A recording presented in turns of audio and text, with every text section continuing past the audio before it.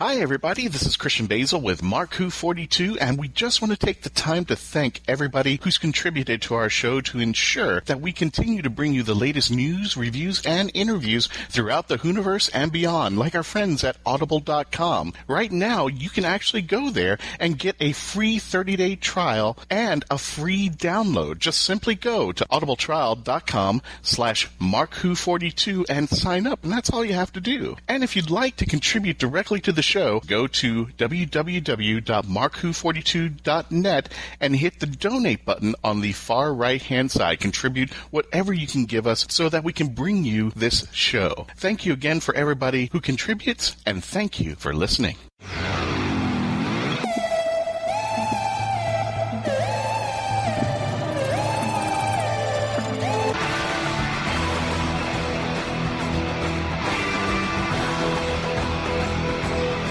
Hi, this is Arlene Tour, the character Dr. Vera Juarez from Torchwood Miracle Day, and you're listening to Mark-Who42.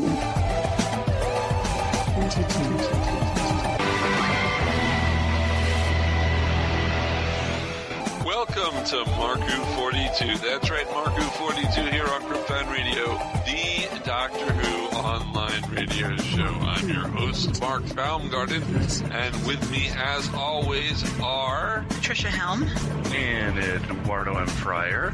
And good news, I am not a eyeless ghost. It was just a hologram. Thank heavens for that. I tricked the Fisher King. Who else do we have? I'm Christian-basel, not a hologram. Hi. Or am I? Of course, we're joking about the Fisher King because this week was the episode before the flood. And I thought it was a great episode. But you know what? We're not going to talk about that now. We're going to have that for the second half of the show with a review of Before the Flood.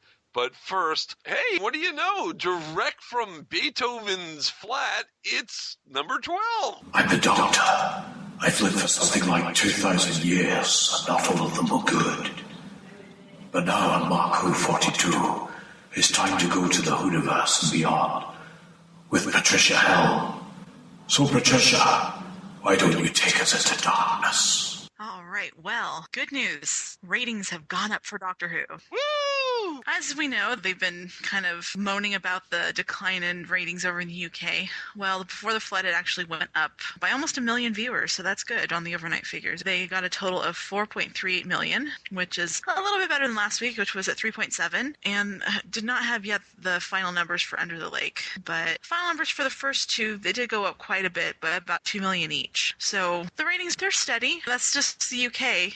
And we know that the ratings here in the United States have gotten a lot bigger than they have been. Biggest premiere on BBC America, so I think they're going to be fine. Good. Excellent. Show's not being canceled, folks. Yay!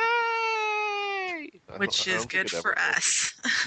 It's very good for us. Because, you know, if this was the wilderness years and we continued our show on and on, it would be kind of like Doctor Who magazine. A magazine without a show. We'd be a podcast without a show, but it's good. Well, hey, we've been going beyond the Whoniverse, so yes, absolutely worst case, we could shift focus to Game of Thrones, or to Arrow's Flash, or to maybe the Shield. Flash, maybe the Flash and Arrow, maybe, but not Game of Thrones. I'd be superfluous to the Game of Thrones show because I don't watch it, so it wouldn't help. Your function could be patting us on the shoulder and saying, they're there, when George R.R. Martin invariably kills off a beloved character. And we start the show by going, why the blankety-blank bleep expletive did you kill this person off? Damn it, George! So I'd be the sensitive one. Yeah, that'd work well. Well, that and we would have to change the show name to Mark-Got-42. Mark got milk. You're listening to Mark GOT42. Yeah, I don't think so. Have to be very careful because you could die after this episode. We don't have to worry. The ratings of Doctor Who are getting stronger, so we're going to be on as the Doctor Who show with some Beyond the Whoniverse, yes. Not only have the ratings gone up, but they've also been nominated for 2 National Television Awards. Ooh! One for Best Drama, and one for Best Dramatic Performance. This is just the long list as of right now, and we'd be here forever if I went through the entire list. However, because I think that we would not win Best Drama. Doctor Who would not win Best Drama this year because it is the final series this year of Downton Abbey. So I think they're a shoo-in for the NPA. What's interesting, though, is that Peter Capaldi and Jenna Coleman are both nominated for Best Dramatic Performance. But it's funny, two of the other people that they're up against are Christopher Eccleston and David Tennant. It's Doctor versus Doctor versus Doctor. Broadchurch and The Leftovers. So the long list is going to be narrowed down to a short list in January, and then they'll have the final voting, and then the award ceremony is on the 20th of January. Is this like the Oscars where it's private voting, or is this a... No, there's actually a website. So we can actually vote? Actually, we can vote on it, even though it's, a British award show. I voted on it last year. So, yeah, you can just go on to the website. So maybe we can get Doctor Who to beat Downton Abbey. If we're not apathetic, all the fans, and we all vote, yeah. Would it be interesting if one year the next guy who plays, or gal who plays the Doctor, gets into the series, then goes up for the award, and then next thing you know, all 5 entries are all 5 different Doctors from 5 different TV shows, and how that would run. And we would just sit back and go, you know what? No problem here. It doesn't matter who wins. If they win, we still win. The award season of the Doctor. Now, last week we were talking about that spinoff, the Doctor Who spinoff Class. Mm-hmm. Well, Patrick Ness, he's the man that's writing the show. He has said, do not rely on him bringing back old monsters. He wants to do something new. So we're not going to see Weeping Angels. We're not going to see Cybermen. It's going to be new monsters, new dangers. Okay. He wants to surprise us. Well, that's good. And you know what? It's interesting. Patrick Ness is a children's fiction writer, and I think he's going to make a good show out of Class. And it would be interesting if this was the BBC trying out a new showrunner to take over for Stephen Moffat. Interesting. Interesting stretch there. Maybe. I'm perfectly okay with new monsters because, I mean, really, a bunch of kids at Coal Hill, how are they supposed to beat the Weeping Angels or Cybermen or Daleks? Right. That said, however, if there's anything you are going to bring back for Class, I wouldn't mind seeing some old companions. Well, they could do that because with Sarah Jane Adventures, we had Joe Grant come back. We also had David Tennant and Matt Smith show up in there. So it's possible that Peter Capaldi could make a guest appearance. That's possible, but as far as sticking with just companions, the door is open. Sophie. Doesn't her character run a charitable endeavor? Yes. So I don't know how British schools work, but I know when I was going to school, I did a lot of private school, and you did have to have community service hours. Maybe some of the kids go work for said charitable endeavor? I like it. Maybe, just saying. I like it. She can teach him how to play Dalek baseball. We'll ask her, you know what, Christian, we'll ask her at Time Lord Fest in a couple weeks. We'll ask her if they've contacted her to be in it. She's still running that series, Strangeness in Space, so I think she's already booked up for a while. But I'm sure she could probably swing it over there. I don't think she's booked for that. I think it's like a once in a while she comes in and pops in and does a recording. I think she has time to do a TV show. Yeah, Mark got a point. Well, speaking of old companions, apparently there is going to be some announcement on October 24th about the future of K9. Yes. Will there be a K9 series 2? I would love it. I thought the Australian series was a good series. I mean, yes, it's a children's series, but so was originally Doctor Who. And I thought that the stories were kind of cool. I don't really like the sleek design of the new K9, but then again, it is the future, and we are not in the 70s anymore when the old K9 was there. So, well, there's a convention on the 24th, a Doctor Who convention called Back to the 80s. Yes. And the producers of the K9 shows are going to be there, and they're supposed to make an announcement on what K9 has in store for the future. So we will let you know when we find out. Excellent. Another round of traveling with the Doctor, playing chess? I'm sure Peter Capaldi would not mind. Peter would squee. Yes, he would. All right, so we have some more details on the DVD release of the first part of Series 9. Uh-huh. They're going to bring out 2 parts with a complete box set coming out next year, but if you can't wait, they'll have the first part coming out November 9th. Well, this is in the UK. They haven't yet said about the United States, but it's going to have the first 6 episodes and 3 exclusive mini documentaries on how each 2-parter was made. Oh, I'm going to wait till the season-long box comes out. I don't buy these half-season sets. No. Well, because you know that the big box set is the one that's going to have all the goodies. True. Now, also coming out soon, on December 1st, actually, is the Doctor Who Lego set. Oh, yeah. I can't wait for my Christmas present. It's going to be a bit pricey, but I haven't bought Legos in so long that I didn't realize how expensive these things They are got. expensive. I go to the It's Lego crazy. store when I'm at Disney World. Why do you think when you go to a toy store or something, you have like the big sets, and then you have those little ones that are like a little Lego figure in this little tiny thing? Because I remember when I was a kid, those little tiny ones with like a figure and a little vehicle, they were like $5, and now they're like 20. And when I was a kid, the big sets were 20, and now like this big set, the Doctor Who set, it's $59.99. You can buy the Death Star for $300. That's crazy. It's for all the rich kids for Yeah. Christmas. That's a lot of Legos to step on in the middle of the night. Definitely. Do they have like the cheap generic version? Like when I was growing up in the 80s, they have like the Transformers. Then off to the side in the toy store, they were like Earl's Transformers. Like they didn't make the cut, but they were like, they were still That's Transformers. what with different Character styles. Options was putting out before. We asked for Lego to make them.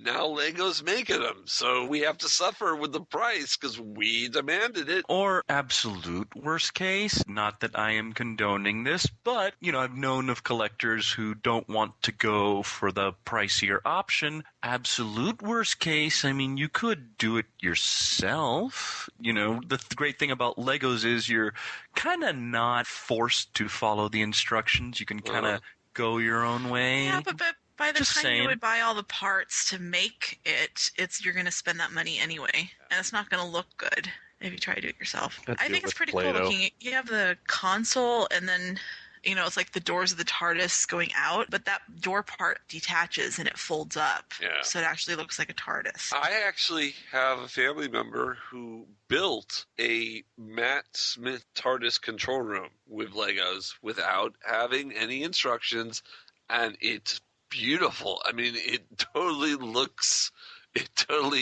it. You should get a picture of it and put it on the website. I'll have to do that. He made it like 3-4 years ago. I should have done that a long time ago.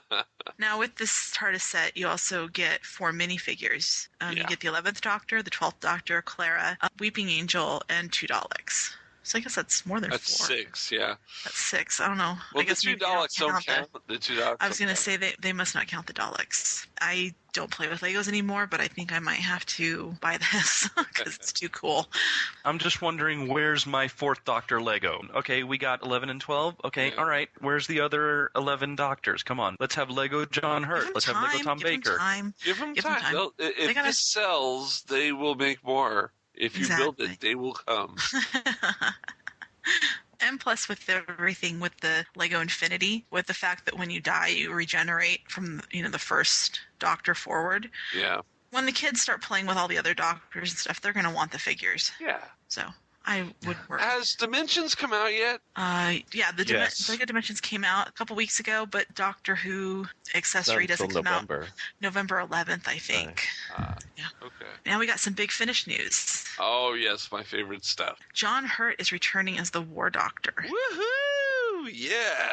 He's going to be doing 12 audios. There's going to be 4 box sets, and each one will contain 3 linked hour-long episodes. The first box is called Only the Monstrous, and it's written and directed by Nicholas Briggs. Yay. Is it going to have a theme song sung by the Motels? Only the monstrous. All right. Only Go back to your Sirius XM and listen to your music industry. Get in my corner. I don't need Sirius. It's on my iTunes. I was just listening to them on 80s on 8 the other day. That would be interesting about what the War Doctor's theme song would sound like. I would love to hear that. Well, we will, coming in December. War.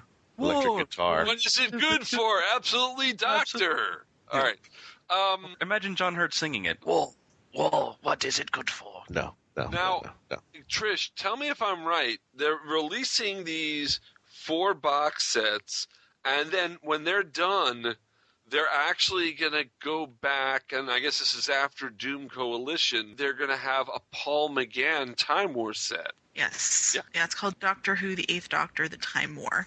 That's supposed to come out November of 2017. And that'll probably lead up to Night of the Doctor. Well, it's the early stages of the Time War. Right. Oh, okay. So I'm not sure how far they're going to go.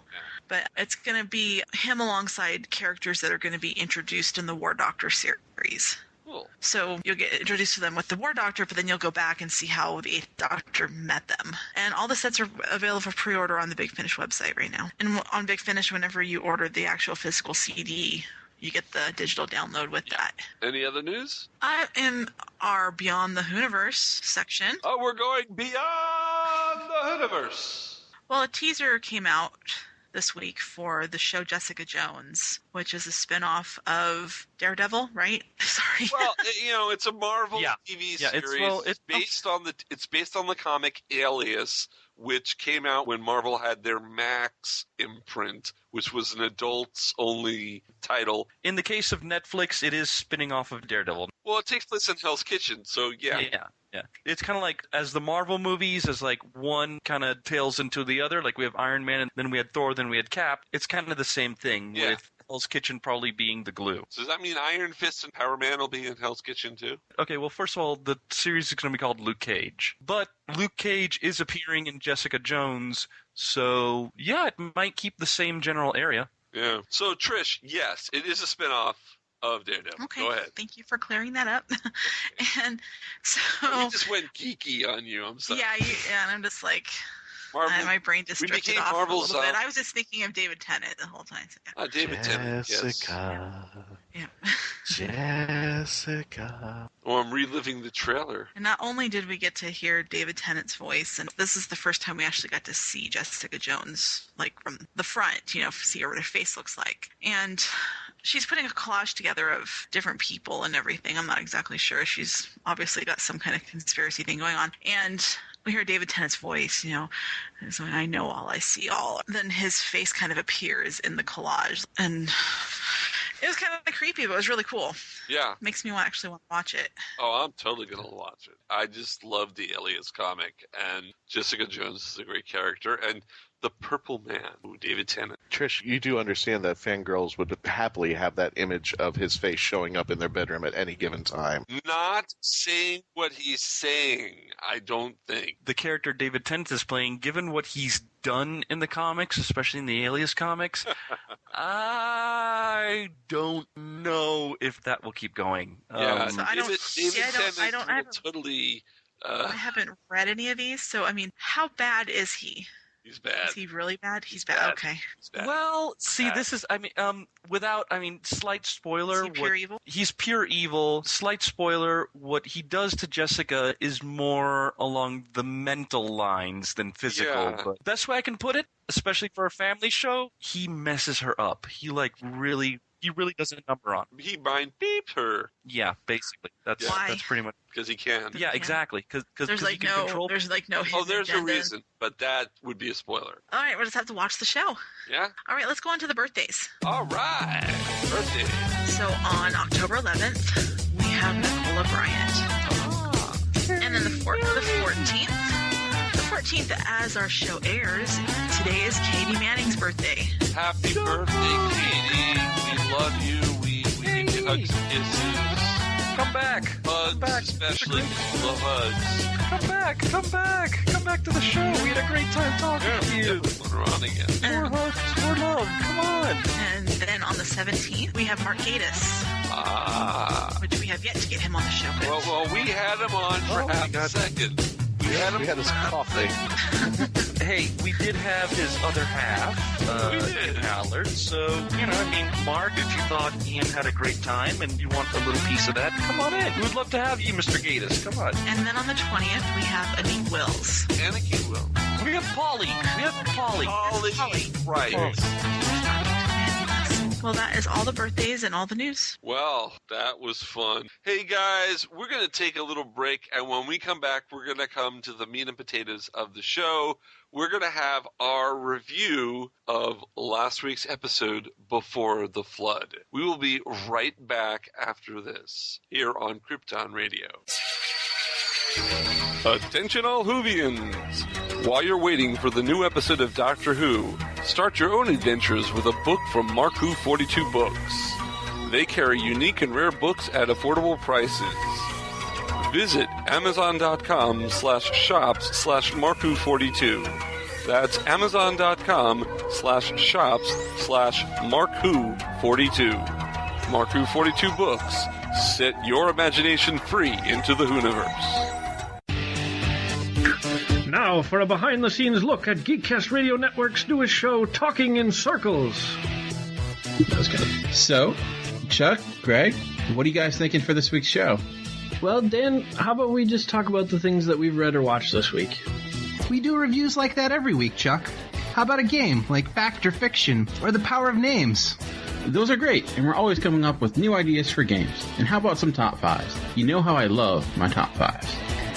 What about tournament-style brackets, or sequel, reboot, and destroy? Who will win in a fight? Taking too far? Crazy but true news? Or yes, it appears we have lots of things to work on. Listen to Talking in Circles, taking timeless topics in new directions. Every Tuesday on iTunes or GeekCastRadio.com, the Geekcast Radio Network. Hey, Dan, who's the guy with the creepy voice?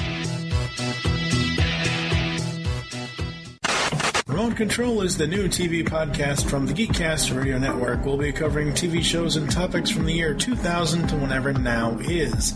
We'll have special themed episodes entitled Pilot and Season Premieres, as well as finishing finales. We'll also have Season Pass episodes, where we take a look at an entire season of a TV show. Remote Control can be found on iTunes, Stitcher, and www.geekcastradio.com. So tune in, because we are all remote-controlled. This is Ingrid Oliver, a.k.a. Osgood, and you're listening to Mark Who 42. Jessica. Oh, I'm getting chills down my spine. You're listening to Mark Who 42 here on Krypton Radio. I'm your host, Mark Baumgarten. With me, as always, are Christian-basel, Eduardo-m-freyre, and Trish-helm. And we... do you like Trish, or should I call you Patricia? I'm easy, whichever way. I'm not going to answer that with a 10. But with hearing the Jessica, I just wonder how many David Tennant fans are out that are named Jessica are like downloading that and putting it on their phone as a ringtone. Oh, they are now. Thanks. Perfect. Today's show is all about Before the Flood. Toby Whitehouse, he wrote both parts. He wrote Under the Lake, and now he wrote Before the Flood. I loved it. What did you guys think of Before the Flood? I loved it as well. Couple little things I thought they could do different, but overall, a very good episode. I gotta say something. I wasn't here last week for the show that you reviewed, Under the Lake. I gotta tell you something. You guys hit the mark on how this episode was going to play. 9 out of 10.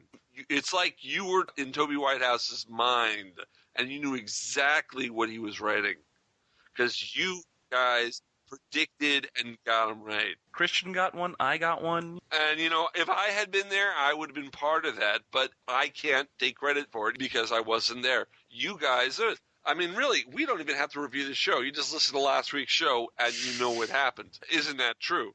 I got 1.5, actually, because I got one right on this one as well, which we'll go into. Oh, yeah. But it wasn't for the reason why. No, I'm talking about that. I'm saying what you said was going to happen in Before the Flood happened. There were points that you had it dead on, and I want to discuss that. You guys, you were just amazing. Your review totally predicted how this episode was going to go. We were that awesome.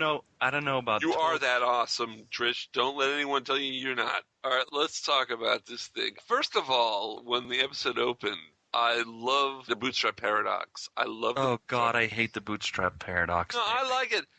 Every time it shows up, it is just so headache-inducing. Well, it is. Whether it's nice Doctor for the Doctor to break the fourth wall.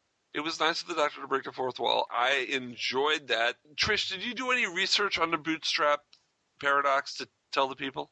It's basically kind of like a loop in a way. No beginning, no end.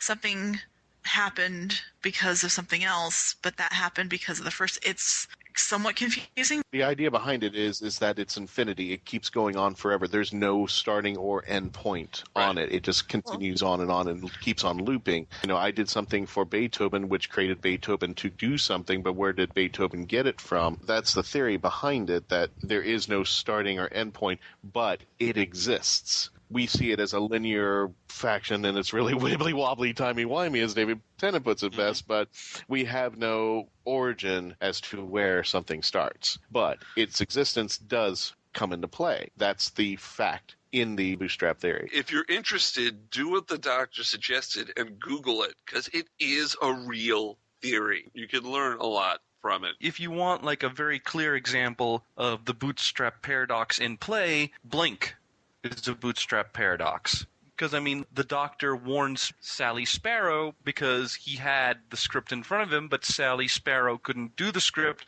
until she saw the doctor's warning. Right. The question is, who wrote the script? Exactly. The bootstrap theory basically is the ultimate example of which came first, the chicken or the egg. Yes, exactly. I'm wondering why they don't call it the chicken theory. Because bootstrap probably sounds a lot cooler than the chicken theory. Well, I know the chicken theory was used a lot in Back to the Future, because every time Marty McFly was called a chicken... Really? Can you wait to make that joke until the 21st? Really? Sorry about that. We're like on the anniversary of when they got here, when Marty McFly and Doc got... That'll be on our next show next week. Next week, all right. Exactly. I thought I'd throw that in. Anyone gonna go to the movie theater and watch the trilogy? They're showing it, I know, in some theaters. You know what? I should, but I don't think I'm going to. Back to Doctor Who. So the bootstrap theory is real, and it was... did you like the doctor breaking the fourth wall to explain this to us? See, I wasn't sure if he was breaking the fourth wall at first. I thought, is he talking to someone? And I realized that, no, he's talking to us. And that was odd, because, he hasn't done that. Did the classic doctors ever do that? Yes. William Hartnell wished all of us a Merry Christmas. Yeah. And Tom Baker admitted on a couple of times, which could be arguably say that he broke the fourth wall, but I think there's one scene, and if anybody else wants to back it up behind me, where he pulls K9 out Mark II, and he's by himself, and he looks right at the TV, and he smiles. Right. Why else would he do that if he wasn't breaking the fourth wall? Exactly. Right. So there have been times where they've broken the fourth wall. They try not to do it, but that one was just very blatant that he was talking to the audience. And at first, when I first saw it, I actually thought he was talking to Clara until he mentioned the Google part, and then because at the end of the series he's talking to Clara about the same thing. Exactly. So I thought he was talking to Clara, but then he says Google it, and I'm like, why would he tell Clara to Google it? Yeah, I thought he was talking maybe to Bennett and O'Donnell. Well, that's what I originally had thought, because it was picking up from last week, but it wasn't. He wasn't talking, because the way he was walking through the control room, he was looking straight at the camera. He's walking. The two weren't there in that scene. It's arguable, though. He could have been talking to them. He could have been talking, but I think it was a break the fourth wall, and I thought it was really cool. And I love the way it ends when he picks up his axe, his guitar, and plays Beethoven's Fifth, and into the new rock version. That needs to stay. That I love that. That's got to stay. The guy from Slipknot played that, if I'm correct. No, it was Peter Capaldi. It was Peter. No. Yes. Peter Capaldi played the Beethoven's Fifth, but during the theme, I read an article that said it was him. Oh. That played the theme music, unless I'm wrong. No, the guy from Slipknot spent the entire episode roaring. Did he just do the roar, or did he do the voice of the... He just did the roar. Here's a production note. Usually the opening theme was performed with an electric guitar for the episode. The inclusion of an electric guitar was prompted by a joke from the 12th Doctor. Actor Peter Capaldi performed the theme for the episode, as well as Beethoven's Symphony No. 5 in the prologue. Peter played the theme. Oh, wow. Peter played the theme. Mark 42 is wrong. Okay. But yeah, that music was great. I love the theme music. I got to admit, though, last season with Mummy and the Orient Express, we had Foxes doing Don't Stop Me Now and doing kind of a period-appropriate version. I thought that came off. It was cool watching Peter Capaldi again using his guitar skills, but I just thought that the Foxes thing from last year kind of felt like it fit more than what Peter Capaldi did. I don't know. I kind of see this as a Death in Heaven moment where they had Clara's eyebrows in the credits. It's just a special one-off thing because it fit the story. And I hope they do more of these along the line. It didn't so much fit the story. Well, it did fit the story. It fit the opening. It completely, perfectly fit with the way they ended the opening. It was a good transition from the little stinging joke with the guitar. But let's talk about the episode, guys. I love the character of O'Donnell. I was so sad when she got killed. Yeah, I think Christian made a post last night saying Osgood 2.0. Yeah. While we were watching it, Trish and I watched it twice, once with our bi-weekly viewing party. I made the observation, and I actually asked this question to you guys on Facebook privately. Is Moffat trying to teach us a lesson here? Because if you think about it, we're under the assumption Clara is dead girl walking. Osgood got killed in Death in Heaven. O'Donnell got killed last night. Bors got turned into a Dalek puppet. They all wanted or are traveling with the Doctor. They're all excited about the idea. Is Moffat basically trying to put it in our heads that, oh yeah, we're all fans and we all say yes when somebody puts up the meme, would you travel with the Doctor if the TARDIS showed up, but you gotta realize that it's dangerous and you could die. It seems like Moffat is targeting people who want to be there. He's targeting the fangirls. I liked her. I thought she should have stayed. And I loved when she actually mentioned Rose, Martha, and Amy. But did you know that she left Donna out? And then I was thinking, she was former military intelligence. Does she not mention Donna? Because I know the Doctor wiped Donna's memory. But wouldn't he have to wipe out her existence with anybody that might try to contact her in regards to him? Because if anybody mentions him to her, her brain's going to burn. Wow. Yeah, but how would he actually do that? I noticed when they were in the Black Archive, there were no pictures of Donna on the wall. Yeah. So, very interesting. What is this Minister of War thing, she said? I was going to say that. Minister of War, could that be the arc? Could the final episodes of this season deal with the Minister of War? Possible. Maybe, or maybe that's just Moffat, seeding something in there just to go, hey, name drop this and maybe come back to it later. And then also do a joke about, where they are in time, because she mentioned Saxon, she mentioned the Minister of War, she mentioned Kill the Moon. So that's kind of just a thing of, well, she's from the future. The way the Doctor bounces around, he may be running into something he hasn't run into yet.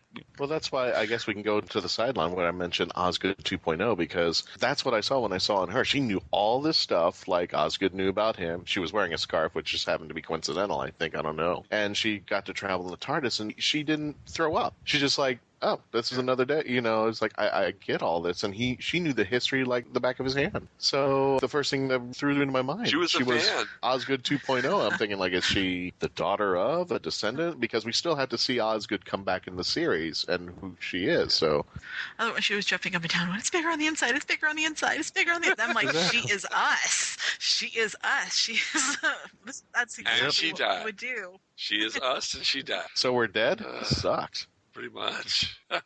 Well, like I said, maybe Moffat's trying to send us a message. Stop fanning out. You did bring up the race from God Complex that they mentioned out of a line. What are they called again? The Tivoli. The Tivoli. He was a Tivoli undertaker. And I loved the line. May the remorse be with you? Not may the remorse be with you. No. Was that a line? That was on his business card. Yeah. The business card. He said you. No, I like if you'd invaded our planet, you'd be home. That was cute. Yeah, no, but just the way he said, we could start a bidding war, but you could dominate me next, or something like that. I've got the toys in my. Oh God! ship. I mean, it's a good thing he landed in the middle of nowhere in Scotland instead of parts of New York or L.A. Because you could run into the wrong person who could just be like, "Yeah, I'll dominate you." Oh, Lord. Our first contact, and he's an idiot. So it's yes. Now, he said that their race was enslaved by the Fisher King for 10 years, and then they got enslaved by something called the Argentinian race. Is that any kind of race that's been in, classic Who? Argentinian? I could not make a reference to that. I do not know who the Argentinian. Just the newbie, curious. But, the God Complex thing that you guys were talking about, I thought when we got around to the Fisher King marching, jumping around, walking around, stomping around, I was like, is it going to be a Nyman? Because, God Complex and the Tivoli. But Luckily, it wasn't. Do you think that the Fisher King would make a great cosplay costume? It'd be hard to make, but... It would be hard to make, but really, I think that would win.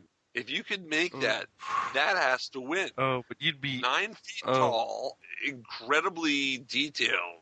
Nah, because I just walk in with my Capaldi eyes and just dominate the whole thing, according to some of the people who saw the cosplay. Are you going to do the Capaldi eyes with the black eyes? Oh, yeah, you've got to change the Capaldi eyes. Do the Capaldi ghost.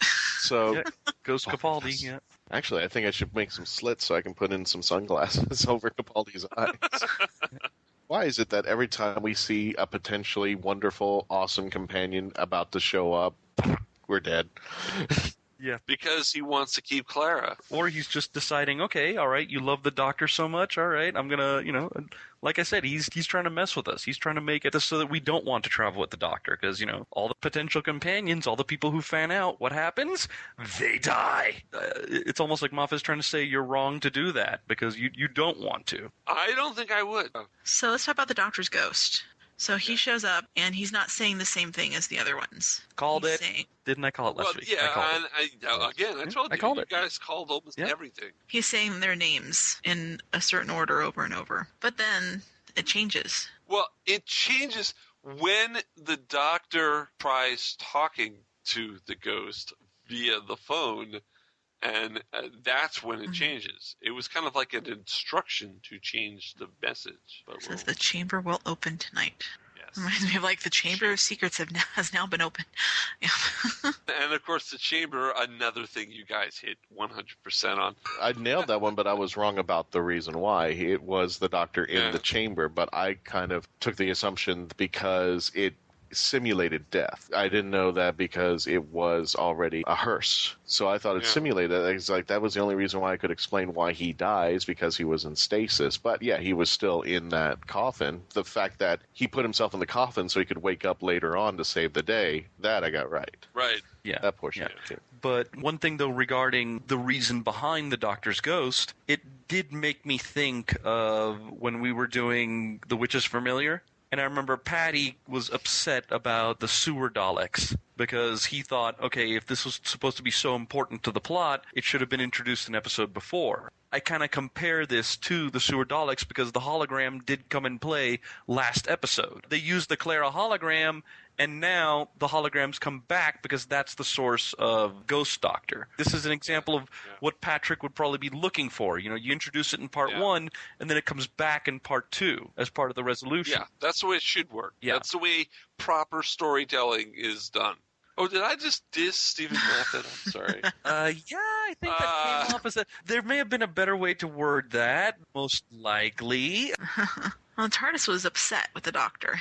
I don't think the TARDIS was upset with the Doctor. I think the TARDIS was upset with the situation and, in fact, would not allow the situation. When the Doctor tried going back without being dead, the TARDIS would not take him back. Idris was trying to hold up the laws of time. Well, that also explains why the Doctor was in the suspended animation capsule, then explains why the TARDIS was freaking out when they first got there, because the Doctor's already there. But she didn't have a problem bringing him back half an hour in that one scene. She couldn't leave. I mean, she put him in the same time frame with him again. Yeah. Well, I mean, not again, but she put him in the same time frame. But he knew not to do anything. They were working in tandem. Then we go back to Clara and Cass and Lund, and that's when Clara realizes that Lund's the only one that didn't see the writing, and so Ghost won't attack him and wants him to go get the cell phone.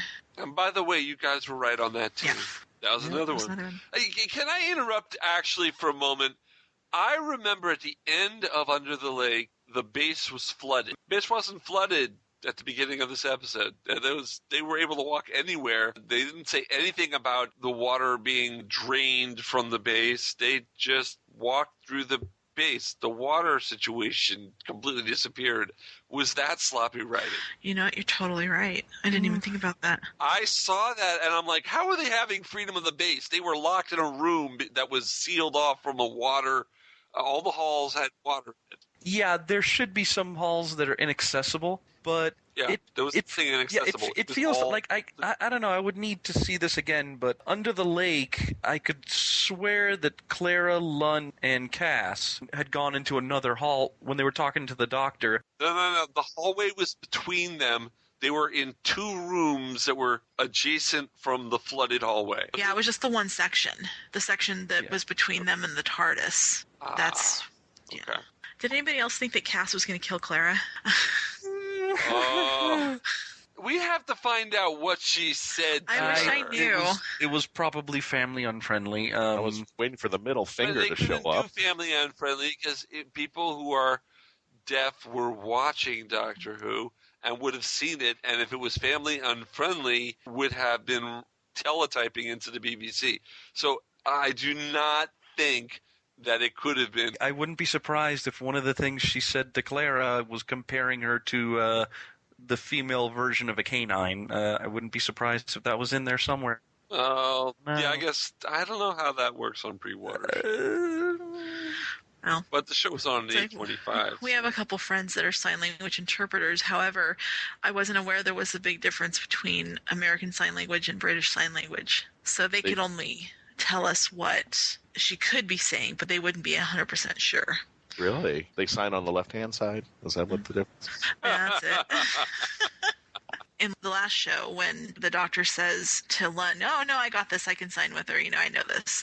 And when he told her to go ahead, what he signed in American Sign Language was, you are beautiful. And our friend said that they assumed that that's what he said, but they're not totally sure because the British is different than the American, which I didn't know that. I still want to ask them what she said according to what they know. It's okay. Even my closed caption can't translate Capaldi. Yeah, I actually have to rewind it and play it 3 times, and it goes like, wait a minute, he didn't say this, he said that. No, he didn't say this, he said no. Forget it.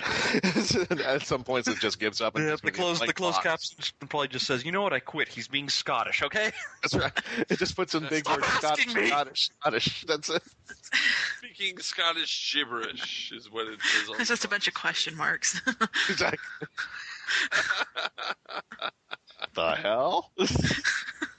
Faraday cage came back. Yes. Well, it kind of had to, since it was the only place they could really safely hang out. Mm-hmm. And of course, when it closed, the hologram turned off because there was no signal going through anymore. Which was something that you guys pointed out last time, I think, that you thought the ghost should have disappeared when the Faraday doors closed. You did say that, right? We did, but we didn't understand why they didn't disappear. Yeah.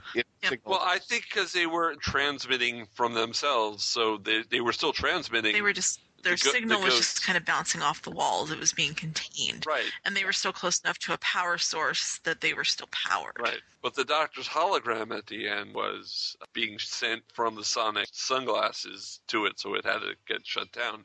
Meanwhile, do you like the fact that the sonic sunglasses fit into a USB port?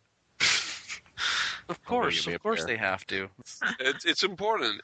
Maybe that's why he did it. There seems to be this big debate over the fans, and just like the fangirling of Capaldi, it's like, oh, he's too old. Now we got the sunglasses. Like, where's the Sonic? Why are there sunglasses? Can we get rid of them? At first, I was like, okay, this is the one-off. Now they're sticking around. I'm just like, I'm getting used to it. It's only been 2 episodes. It's not that they're sticking around.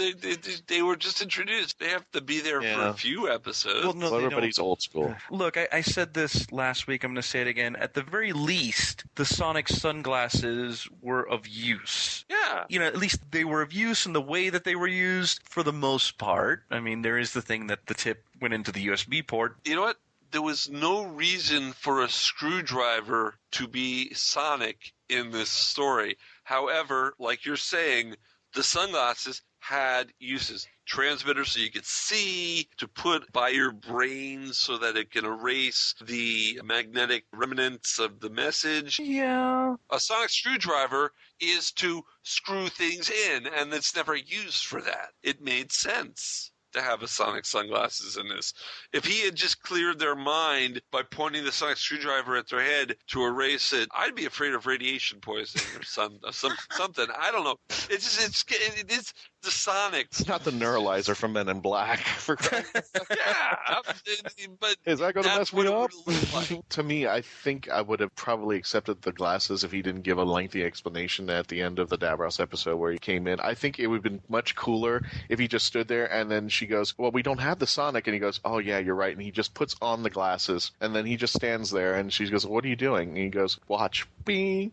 And then the TARDIS just goes around them and go, no. We have the sonic. We have the sonic. I don't know. That probably would have gone down better. Still wouldn't have been a fan of the shades, but yeah, that would have been probably a much more subtler introduction that would have worked better. I don't think the shades are going to last too long. I think it's just a little gimmick they're using for a while. I think the sonic screwdriver will be back. The toy companies are making a fortune with the sonic screwdrivers. They're not going to let that property go away. What, are you going to sell sonic sunglasses at conventions? Yeah. Here's a then again, here's a pair of Ray-Bans. They're sonic. See? They make a noise. They're sonic. That didn't. Yeah. No. Try again, Mark. I'd be afraid to scratch them. I'm just going to sell Ray-Bans at Time Lord Fest in 2 weeks. Just watch me. So what did you guys think of the Doctor's confrontation with the Fisher King? That's the kind of stuff that I think is Capaldi, the ones where it says, I name you the boneless. That's the kind of stuff I'm looking for. Well, I was a bit surprised, actually. This is going to sound funny, but I was a bit surprised the Fisher King talked. When he first started talking, at first I thought he was going to be just kind of like a monster that just would make these roaring noises and stuff. I was actually surprised when he started talking. Yeah, it was Peter Seranovic's voice, and I just love Peter Seranovic's voice. He's a great British comedian. He was just in Good Omens on BBC Radio 4, the Neil Gaiman, Terry Pratchett audio play of the novel they did. But yeah, is there any reason why they had to have two actors? We had to have Seranovich being the voice of the Fisher King, and then we had to have the Slipknot guy roaring. I mean, they couldn't just have the sound effects people maybe mix in a little bit of bear with a little bit of this creature to do like a distinctive roar. I mean, they couldn't put in a call to Frank Welker because, I mean, he's constantly doing animal noises and stuff. I mean, they could have just said, Frank, listen, this is the BBC, this is the Doctor Who production company. We need a monster roar. What can you give us? No, better than that. This is where Michael Winslow should have had the audition. Oh, there you go. Nice. So with the Fisher King, so he was ruling the Tivoli planet, right? For 10 years. Yes. So then did he fake his death to get away from the annoying aliens and get shipped to another planet where he could take over? Was that his plot? I assume that he must have been faking it. You know, he tells the Doctor that, ghosts are going to make more ghosts and they're going to call an armada to Earth and they're going to put the humans in chains and drain the oceans and everything. So is he not keen on water? I mean, I know the Fisher King sounds like something that would be a water. It's the Fisher King, you think water, and yet, that's a good point, because the Fisher King, we thought, the Fisher King because it's underwater, but the Fisher King was around before the flood. Yes. And when the flood came, he died. Well, we assume he did. What kind of Fisher King? We don't know if he's dead. Yeah. I mean, because if he is... Well, the Doctor said he's been dead for 150 years. Yeah. True. Right. For me, I think I remember when we were covering his appearance in the teaser, when they did show the shot of him with his arms spread and there comes the water. This is a prediction where I did get it wrong. I thought he was kind of welcoming it, like, yeah, flood's coming, this is going to be awesome. And truth be told, I'm kind of happy I was wrong because that moment comes off better because, okay, all right, this is going to take me out? Okay, fine, bring it. Okay, all right. You got the better of me, Doctor. Okay, all right, take your shot. Come on. Just do it. Guys, I have a very important question for you. All right. The answer is 42. Here's my question. The Doctor at the end says he set it all up. We are kind of pulling the bootstrap paradox in here because when the heck did he have time to set all this up? When did he set the power cell to explode to blow up the dam? When did he set up the hologram to come to the base? When the heck did he? And when he asked Clara, when did I do it? She goes, oh, yeah. Like she knows and he knows when he did it. Well, they have to go do it. But all they do is go back to the line of Beethoven, which I thought was breaking the fourth wall. So when did it happen? They had this to is go, like it's almost like Bill and Ted. Bill and Ted. It's almost like it's the return of the mysterious Seventh Doctor, where he knows the outcome before he's even going to show up at the beginning of the episode and has everything set up. So when the episode starts, everything is already set up. It was like the Return of the Wilderness Doctor, the mysterious Doctor, Seventh Doctor. I think there is, enough of an opening, because there are times where the Doctor's not on screen, where he could have gone back and set things up. The scenes with the Doctor before the flood in that fake town, which, by the way, does answer a question that was left over from last week, which was, wait a minute, how can an entire town have been flooded and the only ghost that we have is Prentice? That answers the question there, but I think there was enough time when the Doctor was in the town where he could have set everything up. But remember, the message was for him. The hologram told him a message that, I mean, it was just weird. It is possible. I mean, the scenes with the Doctor and O'Donnell and the Fisher King and, the scenes in the town, they're not structured in such a way that it does not give the Doctor or any other character leeway to set things up. But you have to let the viewer know you're setting things up for it to make good storytelling, to make it proper so that we understand it. You shouldn't make it cryptic so that it makes no sense. So what you're saying is we should have had a scene with the Doctor or maybe O'Donnell's unrequited crush going up to the dam and leaving the power cell there? Well, can you do something for me? Have that line in there. Okay, all right. No, I will give you. Don't tell you what it is, but just leave you a part so you know. Because really, all it was go back to the TARDIS, and I'm going to find a Fisher King. That's where we left off. He didn't say he was going on some extra errand to do something else. Okay. What you're saying is that extra line to kind of, go back to the TARDIS. I'm going to confront the Fisher King. It's like, how are you going to do that? I have a few ideas. Something like that. A line would do it. But at the same time, they were trying to promote the bootstrap paradox, and I understand that. But it just, I don't know. I mean, I love the episode. Was there any moment while we were in the town where the Doctor was playing with the sunglasses or doing something like that? Because that could explain the hologram. I don't think so. Or maybe he did it right before he got into the suspended animation capsule, fooled with it so that the hologram would kick in. Again, a line would have been nice. Or he still could have done it afterwards. He could have done it afterward. Or he could have done it before, because Clara remembered when he did all that at the end. She was like, oh, yeah, I know when you did that. So it might have been before, which is where I get myself a Doctor story. Remember the trash can. Yeah. Yeah. Trash can? What trash can? Well, hey, Doctor Who's in the Bill and Ted show at Universal Horror Nights. So spoiler alert. It's perfect. For those who haven't seen it. Yeah, I just ruined it for everyone. Well, we don't say what happens. We just say he is in the show for a very short amount of time. I will go as far as to say this. I was not impressed what they did to him. Very upset. You know what? I have a question for everybody, because this just occurred to me as we were talking. Yeah. The TV show Quantum Leap. Yes. Is that a bootstrap paradox? How? Well, in the sense that it's a bit of a stretch, but I can see where you're going with this. Multiple times in Quantum Leap, Sam Beckett has actually met famous people and set the seeds for things. Like, for example, there was one time where he met Dr. Heimlich and he rescued him via the Heimlich maneuver, or he meets people and drops something and they're like, oh yeah, That's true. Like I think, or there was like that Halloween episode that they did where this kid named Steven is hanging around and they just start talking about stuff, and Steven's mom shows up at the end and somebody waves and goes, hi, Mrs. King. So, I mean, is that show a giant bootstrap paradox? Might be. I was thinking about when Sam Beckett takes on the body, is it Sam Beckett making the decision, or the person who he's emulating making that decision? Because even though he's driving the Force around, to our knowledge... Well, no. Because in Quantum Leap, when he jumps into the body, the person who he's jumping into jumps into the body of Scott Bakula. I know what you're saying on that, but yeah, in perspective, when everybody else sees it, it's not Sam Beckett, it's somebody else. So in that, like, let's say, for example, the Lee Harvey Oswald episode, he made the decision not to shoot. We found out at the end, and well, I guess we can spoil it, why he took over Lee Harvey Oswald's body and why he did it. But to the rest of the world, it was done in that regard. So could this be an alternate bootstrap ideology? Because somebody else is perceiving what Sam Beckett is portraying in the time frame. It's not necessarily Lee Harvey Oswald. You see what I'm getting, or is that just a little bit? No, I see what you're getting. Trish, doesn't this Quantum Leap talk just bring back memories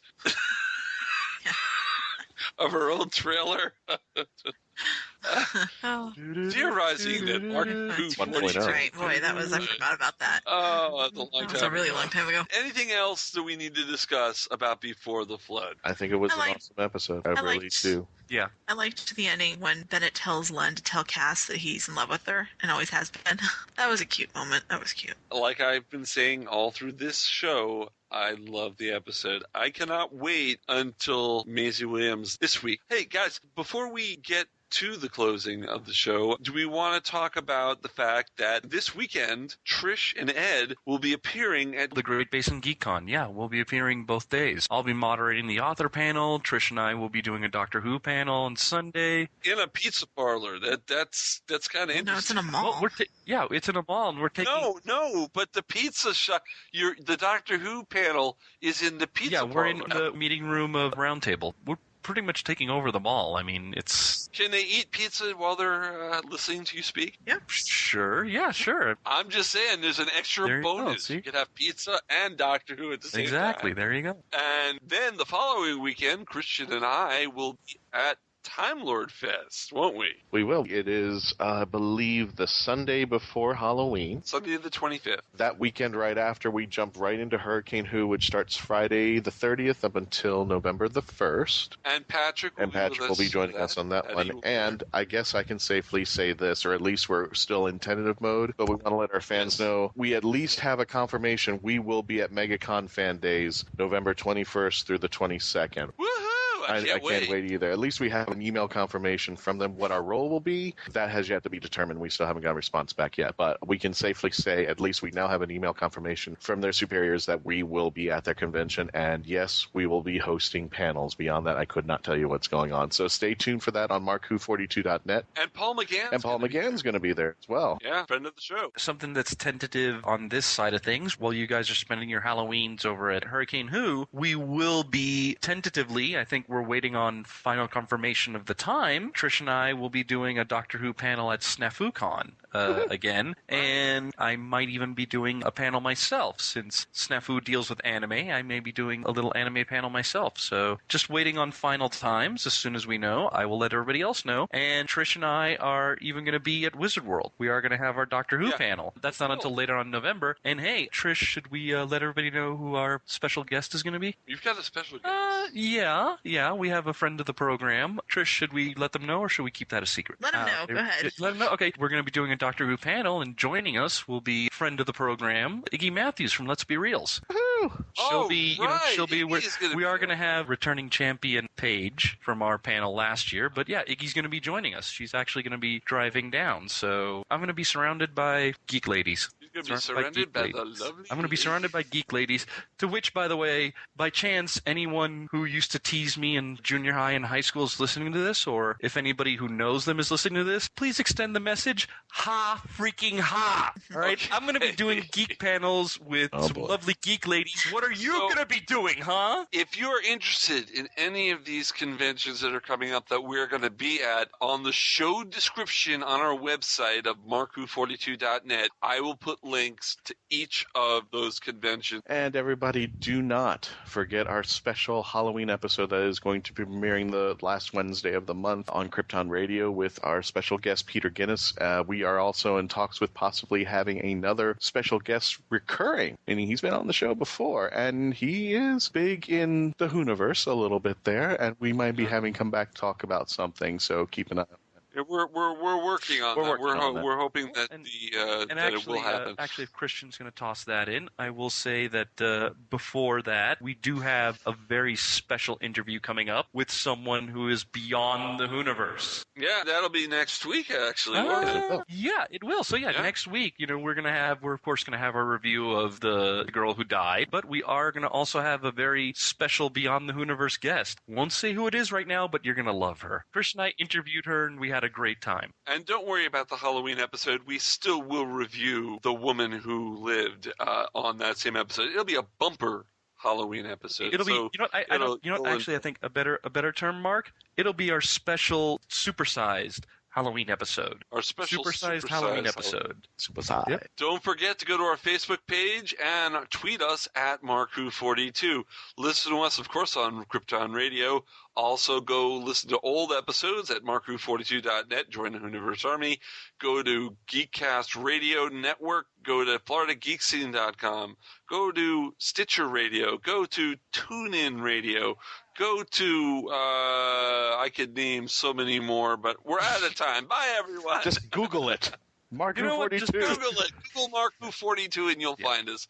Bing us at Mark-Who42 and you'll find us too. Alta Vista us at Mark-Who42 and you're back in the last, join us over at the Facebook side of The Legend of the Traveling TARDIS up until the 31st of Halloween. Pictures, movie clips, music videos, everything about Halloween and the Traveling TARDIS. New pictures and classic. Nude pictures? New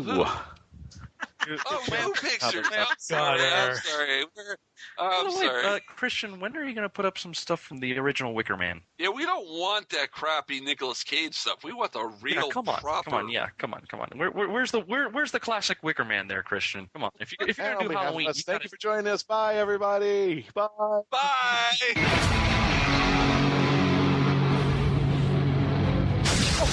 Doctor, help me! Yes, you're the very next thing on the list. We are Vikings!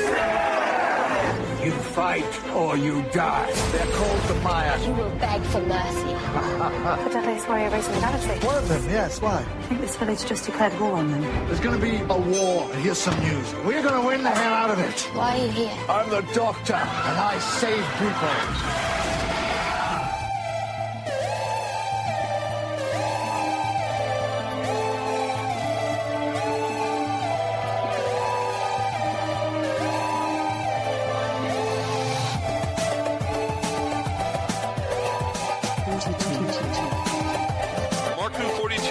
Written and presented by Mark Baumgarten, Patricia Helm, Christian-basel, and Eduardo-m-Freyre, with Wink Taylor as the Doctor.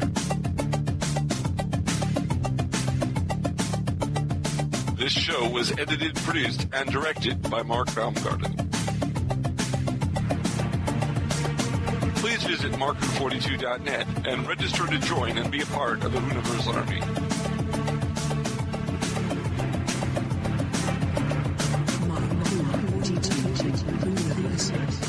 We can be contacted by email at mark@markwho42.net with the subject line ?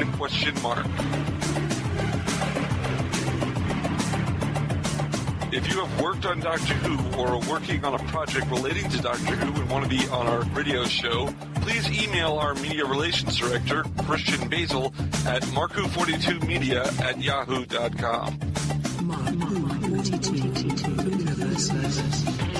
Doctor Who and its properties are owned by the BBC, the British Broadcasting Corporation.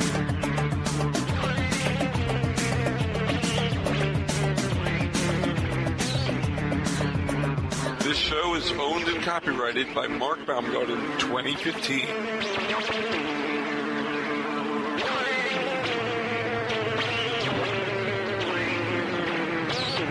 You're listening to Krypton Radio.